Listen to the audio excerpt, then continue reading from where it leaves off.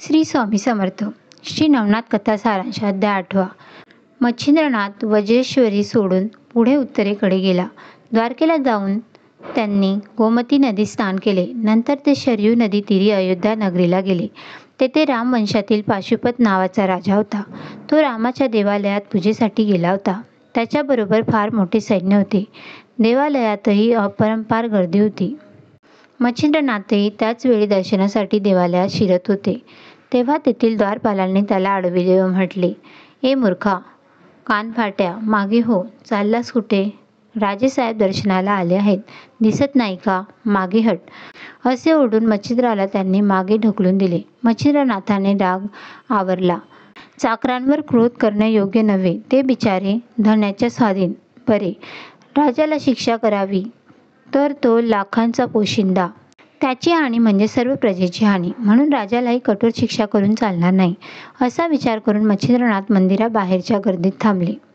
देवालयात राजा राजमूर्तीसमोर साष्टांग नमस्कार घालीत होता. मच्छिंद्राने गुप्तपणे भस्मावर स्पर्शास्त्र मंत्रून त्याच्या दिशेने ते टाकले. राजावर त्याचा असा प्रभाव पडला की तो दंडवत घालून जो पडला होता तो भूमीला चिकटूनच राहिला. रामाच्या मूर्तीसमोर राजा पडलेला. त्याला उठताच येईना. सगळे लोक पाहत राहिले. सर्वच गोंधळ झाला. कोणातरी योग्याचा अपमान झाला असणार, म्हणूनच राजाची अशी अवस्था झाली, असे सर्व बोलू लागले. मग सर्व शोध घेऊ लागले.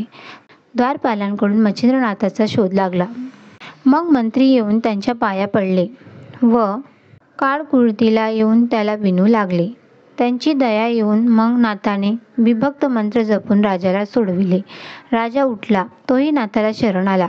मच्छिंद्रनाथाचे नाव कळताच तो आनंदाने गैवरला. त्याने आधीच मच्छिंद्रनाथांची कीर्ती ऐकली होती.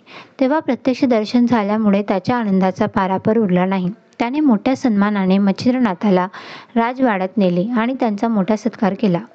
राजाने मच्छिंद्रनाथाची सेवा इतकी मनोभावे केली की त्याच्यावर मच्छिंद्रनाथ प्रसन्न झाले. तो म्हणाला, "राजा, तुझी काय इच्छा आहे ती सांग, मी पूर्ण करेल." तेव्हा राजा हात जोडून म्हणाला, "महाराज, मी रामचंद्रांच्या वंशातला आहे. मला त्यांचे दर्शन होईल तर मी स्वतःला फार धन्य समजेल." मच्छिंद्रनाथाने राजाचे म्हणणे मान्य करून राजाला सभागृहाच्या बाहेर मोकळ्या पटांगणात नेऊन आपले अमोघ अस्त्र म्हणजे वाताकर्षणास्त्र काढले. भस्माची चिमूट मंत्र म्हणून त्याने सूर्यावर फेकली.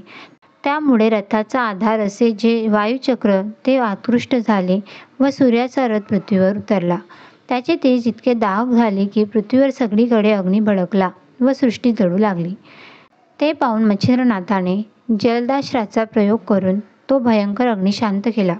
सूर्य मात्र वाताकर्षणास्त्रामुळे अश्व अरुणांसह निश्चेष्ट पडला होता. त्यामुळे स्वर्गातील सर्व देवांचे तेजही क्षीण झाले व त्यांचे मुख्य ब्रह्मा, विष्णू व शंकर हे पृथ्वीवर आले. मच्छिंद्र सर्वांचा आवडता होता, पण त्याने सूर्याची अशी वाईट स्थिती केल्यामुळे ते दुःखी झाले. त्यातले भगवान विष्णू मच्छिंद्राला म्हणाले, "मच्छिंद्रा, या जगमित्र सूर्यावर तू अन्यायाने हे अस्त्र का उपयोगात आणलेस?" मच्छिंद्रनाथाने उत्तर दिले, "हा पाशुपत राजा सूर्य वंशातला आहे. सूर्याने कधीतरी या आपल्या वंशजाची साधी इच्छा तरी पूर्ण केली आहे का?" विष्णू म्हणाला, "मग तुझी काय इच्छा आहे?" मच्छिंद्रनाथ म्हणाला, "पाशुपत राजाला सूर्याने नित्य सहाय्य केले पाहिजे. राम दर्शन करण्याची त्याची इच्छा आहे. ती सूर्याने पूर्ण केली पाहिजे आणि माझ्या शाबरी विद्येत आपण स्वतः नाममंत्राच्या ठायी राहून सिद्धी दिली पाहिजे." विष्णू म्हणाले, "तुझे हे काम करण्याचे सूर्य मान्य करील. तू त्याला आधी सावध कर."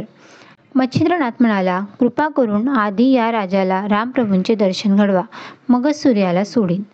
त्यांचे हे बोलणे झाले न झाले तो स्वतः रामचंद्र व लक्ष्मण प्रकट झाले.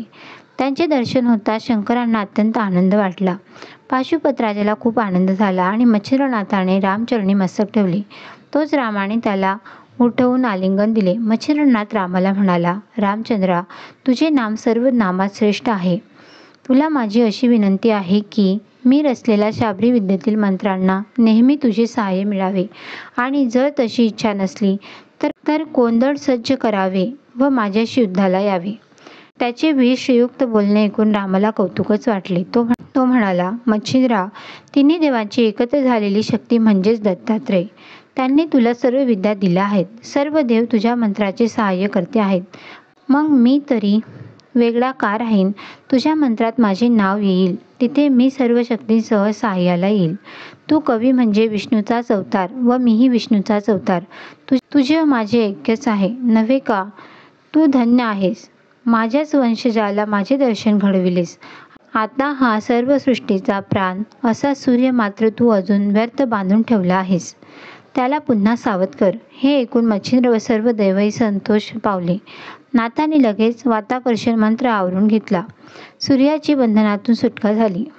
तो इकडे तिकडे पाहू लागला. तेव्हा सर्व देव जमलेले त्याला दिसले. आपल्याला कोणत्या योगी वीर पुरुषाने बद्ध केले हे पाहण्याची इच्छा सूर्याने प्रकट केली. देवाने मच्छिंद्राला सांगितले, सूर्यदेव तुम्हाला दर्शनाला बोलावित आहेत. मच्छिंद्रनाथ निघाला. पण सूर्याच्या दाहकतेविरुद्ध उपाय म्हणून त्याने चंद्राष्टाचा जप करून मागे व पुढे असे 2 शीतल चंद्र उत्पन्न केले. पर्जन्याष्टाने सतत थंड पाणी अंगावर पडत राहील अशी योजना केली व नंतर सूर्याचे दर्शन घेतले. विष्णूंजवळ सूर्याने मच्छिंद्रनाथाची चौकशी केली. तो कवी नारायण असून कलियुगात ईश्वरी कार्य करीत आहे असे कळाले. तेव्हा सूर्याने त्याला वरदान देऊन शाबरी विद्येला सहाय्य करीन असे आश्वासन दिले. त्यानंतर अरुणाने 7 अश्वांना गती दिली व सूर्य गगनमार्गाने प्रवास करू लागला. सर्व देव, रामचंद्र व लक्ष्मण हेही स्वस्थानी गेले. राजासह मच्छिंद्रनाथ राम मंदिरात गेला. तेथे यथासांग पूजा करून व पाशुपताचा निरोप घेऊन तो अयोध्येतून पुढे वंग देशात गेला.